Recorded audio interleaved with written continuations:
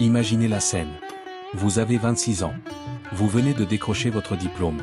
Vous commencez votre carrière. Et un matin, vos parents vous annoncent qu'ils ont trouvé la personne avec qui vous allez passer le reste de votre vie. Vous ne la connaissez pas. Vous ne l'avez jamais vue. Mais dans 3 mois, vous serez marié. Bienvenue dans la réalité de plus de 90% des Indiens. Parce qu'en Inde, le mariage arrangé n'est pas une relique du passé. C'est la norme absolue. Et contrairement à ce qu'on pourrait croire, cette pratique ne recule pas. Elle s'adapte, se modernise, mais ne disparaît pas. Selon les dernières enquêtes, 90% des mariages en Inde sont encore arrangés par les familles. Ce chiffre est stable depuis des décennies. Et le plus surprenant, c'est que la majorité des jeunes Indiens approuvent ce système. En 2009, une enquête d'un site matrimonial a révélé que plus de la moitié des jeunes préféraient les mariages arrangés, contre seulement 18% favorables au mariage d'amour. Pourquoi ? Parce qu'en Inde, le mariage n'est pas perçu comme l'union de 2 individus qui s'aiment. C'est l'union de 2 familles. 2 clans. 2 histoires. Comme l'explique Tanuja Sharma, professeur au Management Development Institute de Delhi, lors d'un mariage, ce sont 2 familles qui s'épousent, non 2 individus. Cette logique collective prime sur le désir personnel. Et elle façonne tout le processus. Le fonctionnement est rodé depuis des siècles. Les parents, ou parfois les grands-parents, entament la recherche du conjoint idéal. Autrefois, ils passaient par les petites annonces des journaux. Aujourd'hui, ils utilisent des sites matrimoniaux comme matrimony.com ou shadi.com. Ces plateformes ne ressemblent en rien à Tinder. Elles proposent des filtres ultra précis, caste, sous-caste, religion, horoscope, niveau d'éducation, métier, couleur de peau, taille, poids, régime alimentaire, et même degré de modernité. Ce ne sont pas les jeunes qui sweepent. Ce sont les parents. Ils filtrent. Ils sélectionnent. Ils contactent. Et seulement après, ils présentent les candidats à leurs enfants. Le mariage semi-arrangé est devenu courant dans les classes urbaines éduquées. Les jeunes rencontrent les candidats présélectés par leurs parents. Ils peuvent sortir ensemble quelques mois. Mais l'issue est claire dès le départ, cela mènera au mariage ou à rien. Prerana Uday, une jeune femme moderne de 26 ans, raconte comment ses parents lui ont présenté son futur mari. Choquée au début, elle a fini par accepter de le rencontrer. Ils sont sortis ensemble pendant 1 an et demi. Puis ils se sont mariés. Selon elle, ce système offre un équilibre entre tradition et liberté individuelle. Mais dans les faits, la pression sociale reste écrasante. Le mariage en Inde, ce n'est pas seulement trouver un partenaire. C'est respecter l'endogamie de caste. 95% des Indiens épousent quelqu'un de la même caste. Les mariages intercastes restent rares et problématiques. Ils peuvent entraîner la rupture totale avec la famille.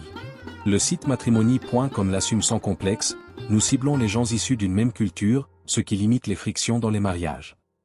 La caste garantit que les 2 familles partagent les mêmes codes sociaux, les mêmes valeurs, les mêmes attentes. C'est une assurance contre les conflits. Ou du moins, c'est ce qu'on croit. Les horoscopes jouent aussi un rôle décisif. Beaucoup de parents refusent d'aller plus loin si les thèmes astro des candidats ne sont pas compatibles. Les applications matrimoniales génèrent automatiquement des horoscopes détaillés en fonction de l'heure, de la date et du lieu de naissance. Si les planètes sont mal alignées, le mariage n'aura pas lieu. Point final. Une jeune femme raconte avoir été rejetée plusieurs fois uniquement parce que son horoscope contenait des planètes maléfiques. Pas de discussion. Pas de second rendez-vous. Juste une porte qui se ferme. Et la dot ? Officiellement interdite depuis 1961, elle reste omniprésente. Avant 1940, seulement 35 à 40% des mariages incluaient une dot. En 1975, ce taux atteignait 90%. Aujourd'hui, bien que le montant moyen ait légèrement baissé depuis 1970, la pratique perdure. Les familles de la mariée paient pour acheter un bon mari. Plus le mari est éduqué, riche ou bien placé socialement, plus la dot est élevée. Ce système transforme le mariage en transaction commerciale. Et il pèse lourdement sur les familles qui ont des filles. Le taux de divorce en Inde ? 1 sur 1000 selon certaines études. Cela ne signifie pas que les mariages arrangés sont plus heureux. Cela signifie que le divorce est socialement inacceptable. Surtout pour les femmes. Quand une femme se marie, elle quitte sa famille pour rejoindre celle de son mari. En cas de divorce, elle n'appartient plus à aucune des 2. Elle devient une paria sociale. La pression pour maintenir le mariage, quelle que soit la souffrance, est immense. Comme le dit Kalyani Salgam, 21 ans, le divorce est mieux accepté par les jeunes générations, mais la génération de mes parents en parle à voix basse, en regardant souvent la femme avec pitié. Parlons maintenant de ce que l'Occident considère comme l'une des pires injustices sociales au monde, le système de caste. Officiellement aboli par la Constitution indienne en 1950. Dans les faits, toujours là. Omniprésent. Déterminant. Depuis 3000 ans, la société indienne est stratifiée en 4 grandes catégories héritées du système des Varnas, les brahmanes, prêtres et érudits. Les kshatriyas, guerriers et dirigeants. Les vaishyas, commerçants et agriculteurs. Les shudras, serviteurs et ouvriers. Et en dessous de tout ça, les intouchables, rebaptisés Dalis, qui représentent environ 16% de la population. Vous naissez dans une caste. Vous y restez toute votre vie. Vos enfants en hériteront. Pas d'échappatoire. Pas de mobilité sociale. Le système de caste définit qui vous pouvez épouser, dans quel quartier vous pouvez vivre, quel métier vous pouvez exercer, et même avec qui vous pouvez manger. 95% des mariages se font au sein de la même caste. Les mariages intercastes sont encore perçus comme une transgression grave. Ils peuvent provoquer des violences, des meurtres d'honneur, des ruptures familiales totales. Prenons l'exemple de Tina, une jeune urbaine éduquée. Ses parents lui laisseront épouser qui elle veut, tant qu'il est hindou. Un musulman? Impensable. Arundhati, une autre jeune femme, mes parents sont ouverts, mais un mariage avec un musulman, c'est inenvisageable. Les histoires de couples de religions différentes qui se marient sans l'approbation familiale se terminent souvent par des années de rupture. Parfois, la naissance d'un enfant permet la réconciliation. Mais pas toujours. Dans certains États, les lois sur la protection des vaches sont utilisées pour persécuter les minorités religieuses, en particulier les musulmans qui consomment du bœuf. Les groupes nationalistes hindous organisent des patrouilles de vigilance. Ils attaquent, lynchent parfois, des personnes soupçonnées de transporter ou de consommer de la viande bovine. Le système de caste, loin de disparaître, se politise et se radicalise. En 2017, l'État du Gujarat a adopté une loi punissant le meurtre d'une vache de prison à perpétuité. Perpétuité. Pour avoir tué un animal. Les Dalits subissent toujours des discriminations massives. Accès limité à l'éducation, aux emplois, aux lieux publics. Dans certains villages, ils ne peuvent pas puiser l'eau du même puits que les castes supérieures. Ils ne peuvent pas entrer dans certains temples. Leurs enfants sont séparés des autres à l'école. Les violences contre les Dalits sont fréquentes et souvent impunies. Le gouvernement a bien mis en place des quotas de réservation dans l'éducation et l'administration publique pour compenser des siècles d'oppression. Mais ces mesures créent aussi du ressentiment chez les castes supérieures qui se sentent désavantagées. Le paradoxe est saisissant. L'Inde est une démocratie vibrante, une puissance technologique mondiale, un géant économique. Mais elle reste prisonnière d'une hiérarchie sociale millénaire qui nie l'égalité fondamentale entre les êtres humains. Et cette contradiction ne semble choquer personne à l'intérieur du pays. C'est juste la façon dont les choses sont. Et ont toujours été. Changeons de registre. Parlons de ce qui frappe immédiatement tout occidental qui débarque en Inde, les vaches. Partout. Dans les rues. Au milieu du trafic. Allongées sur les trottoirs. Fouillant dans les poubelles. Et personne ne les touche. Personne ne les chasse. Le klaxon hurle. Les motos slalom. Les rickshaws freinent. Mais la vache reste là. Immobile. Royale. Parce qu'en Inde, la vache n'est pas un animal comme les autres. C'est Gaumata. La mère vache. Un être sacré qui incarne 330 millions de divinités hindoues. Oui, vous avez bien lu. 330 millions. Pour comprendre cette vénération, il faut plonger dans la mythologie hindoue. La vache est associée à Kamadhenu, la vache divine qui exauce tous les désirs. À Krishna, le dieu à la peau bleue qui a grandi parmi les bovins à Goloka, le royaume des vaches. À Shiva, qui chevauche Nandi, le taureau sacré symbole de fertilité. Dans les anciens textes védiques, la vache représente Prithvi Mata, la terre nourricière. Elle est l'incarnation de l'ahimsa, le principe de non-violence absolue. Tuer une vache équivaut à tuer un brahmane, la caste la plus élevée. C'est un péché impardonnable. Mahatma Gandhi considérait la protection de la vache comme le devoir premier de tout hindou. Pour lui, l'hindouisme ne peut exister que si des hommes protègent et rendent un culte aux bovins. Ce principe n'est pas seulement valable en Inde, disait-il, mais doit être respecté sur la terre entière. La vache est un poème de miséricorde, symbole de toutes les vies faibles à protéger. Dans ces temples, les moines chantent pour elle pendant des heures.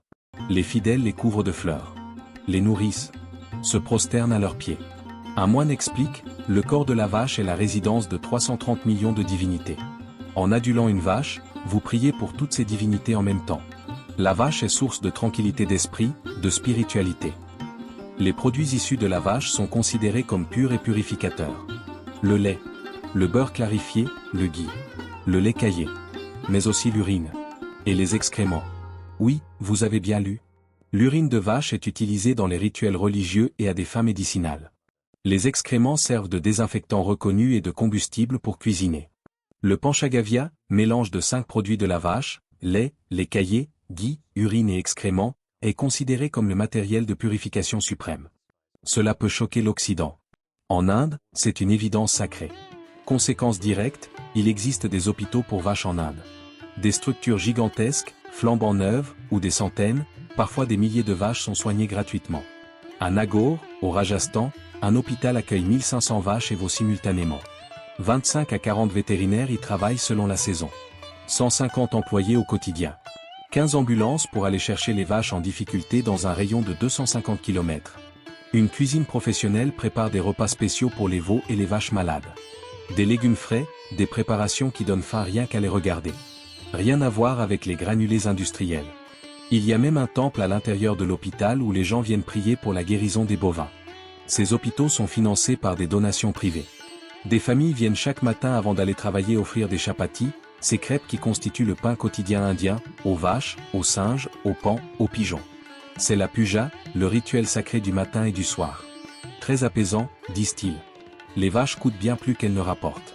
Mais elles apportent sérénité, tranquillité, bien-être. Une connexion spirituelle que l'Occident matérialiste a perdue. Bien sûr, cette vénération crée des tensions. Les interdictions sur l'abattage des vaches provoquent des conflits entre les hindous et les communautés qui consomment de la viande, comme les musulmans et les chrétiens. Les débats sur les droits alimentaires et les traditions culturelles sont virulents. Dans certains États, tuer une vache peut vous valoir la prison à perpétuité. Des groupes de vigilance hindous patrouillent pour traquer ceux qui transportent ou consomment du bœuf. Des lynchages ont lieu. Des gens sont tués pour avoir mangé de la viande bovine. La vache sacrée, symbole de non-violence, devient paradoxalement prétexte à la violence.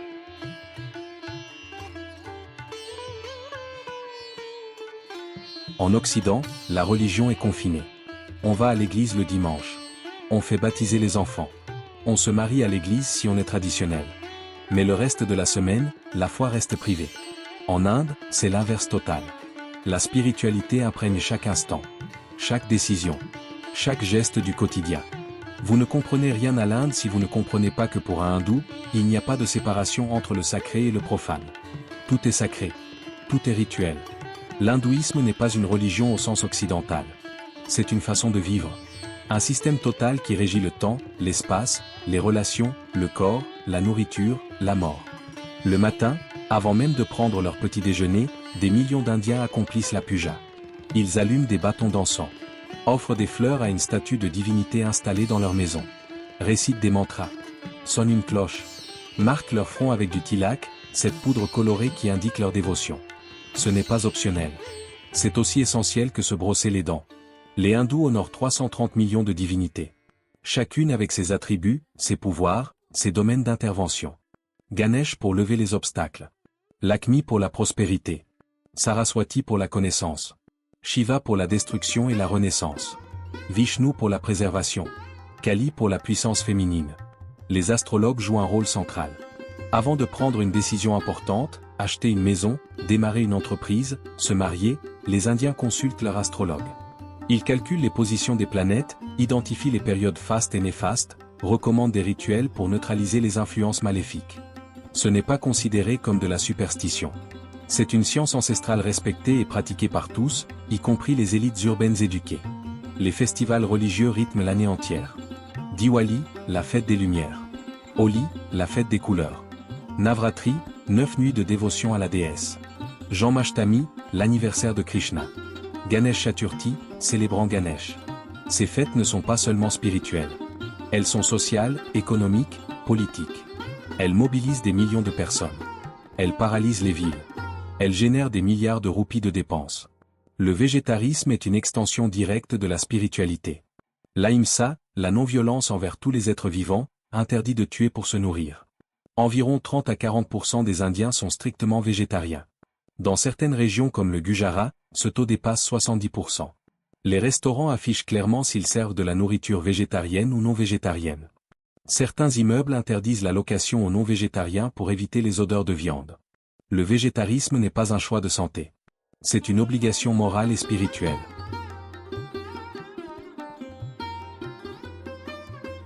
Si vous observez un Indien hindou pendant une journée entière, vous réalisez rapidement que sa vie est une succession ininterrompue de rituels. Se lever à une heure auspicieuse. Se laver selon un ordre précis. Prier face à l'Est. Offrir de la nourriture aux divinités avant de manger soi-même. Toucher les pieds des aînés en signe de respect. Éviter de couper ses ongles ou ses cheveux certains jours de la semaine. Ne pas balayer la maison après le coucher du soleil pour ne pas chasser la prospérité. Allumer une lampe à l'huile au crépuscule pour inviter l'Akmi, la déesse de la richesse. Les femmes mariées portent le sein d'or, cette poudre rouge dans l'arrêt des cheveux, et le Mangalsutra, ce collier noir et or, symbole de leur statut marital. Retirer ces symboles équivaut à souhaiter la mort de leur mari. Impensable. Les veuves, au contraire, doivent retirer tous leurs bijoux, porter du blanc, éviter les festivités. Elles deviennent des porte-malheurs ambulants dans certaines régions conservatrices. Quand quelqu'un éternue avant un départ, il faut attendre quelques minutes avant de partir pour éviter le mauvais présage. Si un chat noir traverse votre chemin, vous faites demi-tour ou attendez que quelqu'un d'autre passe en premier. Lors des grandes étapes de la vie, les rituels deviennent encore plus élaborés. La naissance. Le premier grain de riz. La première coupe de cheveux. L'initiation au sacré. Le mariage. La mort.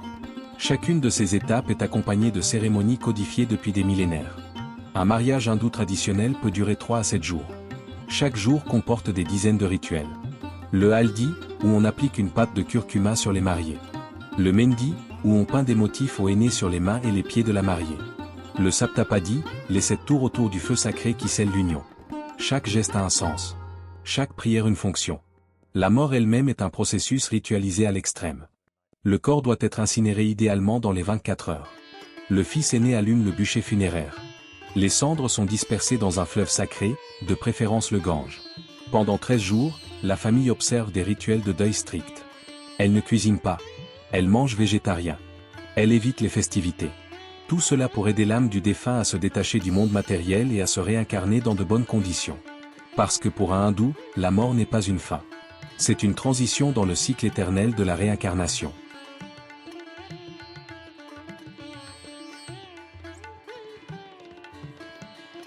Au fond, ces 5 pratiques, mariages arrangés, système de caste, vache sacrée, spiritualité omniprésente, rituel quotidien, révèlent quelque chose de profond sur l'Inde.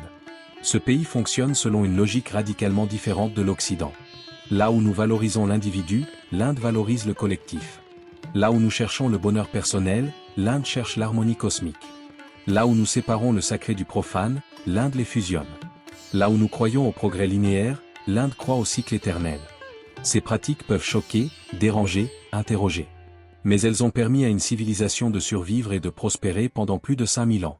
Elles ont créé une société d'une stabilité remarquable, malgré ses injustices. Elles offrent un sens, une structure, une appartenance à 1,4 milliard d'êtres humains. L'Inde n'est pas l'Occident. Elle ne cherche pas à le devenir. Elle suit son propre chemin. Et ce chemin, aussi incompréhensible soit-il pour nous, mérite d'être compris, respecté, et peut-être même admiré. Parce qu'au final, la vraie question n'est pas « Pourquoi les Indiens vivent-ils comme ça ?» La vraie question est « Pourquoi notre façon de vivre nous semble-t-elle la seule valable ?» Si vous avez aimé l'analyse d'aujourd'hui, notre équipe serait honorée que vous laissiez un pouce bleu et un commentaire. À très bientôt pour la prochaine vidéo de Curieuse Humanité.